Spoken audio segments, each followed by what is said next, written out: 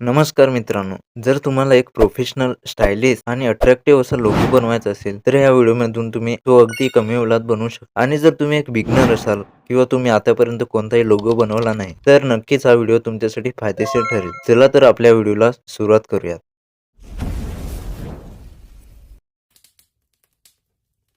तर लोगो बनवण्यासाठी आपण पिक्सल लॅब ह्या ॲप्लिकेशनचा वापर करणार आहोत. हे ॲप तुम्हाला प्ले स्टोअरवर इझिली मिळून जाईल. तर सर्वप्रथम हा जो टेक्स्ट आहे त्याला आपण डिलीट करून घेऊयात. आता आपल्याला 3 डॉटवर क्लिक करून इमेज साइज ही YouTube थंबनेलच्या साइजची करून घ्यायची आहे किंवा तुम्ही कोणतीही साइज निवडू शकता. आता आपल्याला प्लसवर क्लिक करून एक नवीन टेक्स्ट लिहायचा आहे. त्यामध्ये आपल्याला ज्या नावाचा लोगो बनवायचा आहे त्याच्या सुरुवातीचे कॅपिटल लेटर्स लिहून घ्यायचे आहेत. त्याची साइज आपण थोडी मोठी करूयात.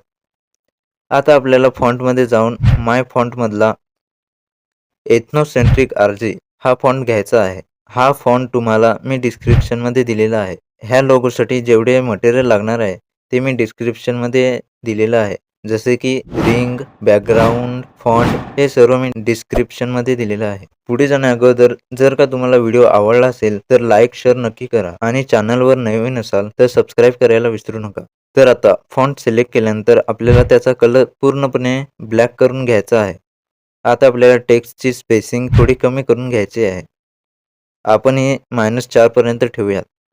आता परत आपल्याला प्लसवर क्लिक करून फ्रॉम गॅलरीमध्ये जाऊन एलिमेंट घ्यायचा आहे.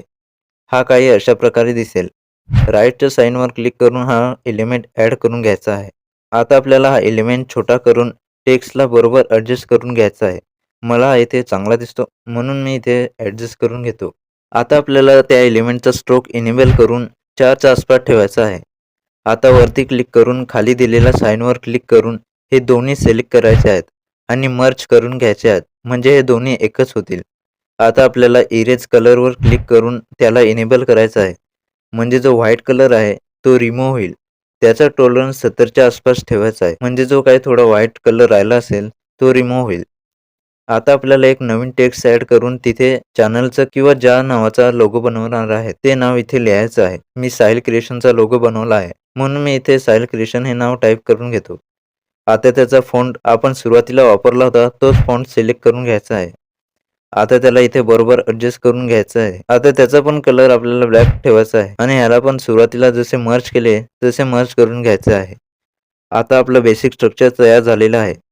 आता आपल्याला ह्या स्ट्रक्चरला एक सिल्वर कलरचा टेक्स्चर द्यायचा आहे. त्यासाठी त्यावर क्लिक करून टेक्स्चरवर क्लिक करायचं आहे. नंतर इथे क्लिक करून गॅलरीमधून सिलेक्ट करून घ्यायचं आहे.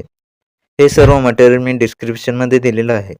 अशा प्रकारे आपलं सिल्वर टेक्स्चर देऊन झालेलं आहे. मी त्याची सेटिंग थोडी बदलतो.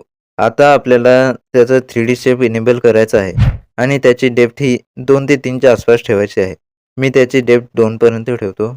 आता आपल्याला शेवटी एम्बॉस हे ऑप्शन दिसेल ते इनेबल करून घ्यायचं आहे. आता त्याची सेटिंग मी जशी करतो तशी करून घ्यायची आहे. इंटेन्सिटी हे आपल्याला 60च्या आसपास ठेवायची आहे.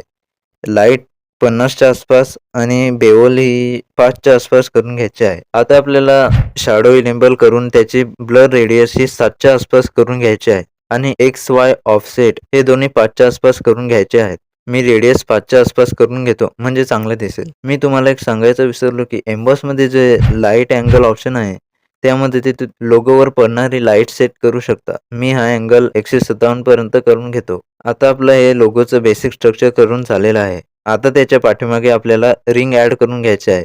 त्यासाठी प्लसवर क्लिक करून गॅलरीमध्ये जाऊन रिंग ॲड करून घ्यायची आहे. ॲड करताना साईडला सर्कलवर क्लिक करून ॲड करायचे आहे, म्हणजे रिंगसोबत तिचे बॅकग्राऊंड येणार नाही.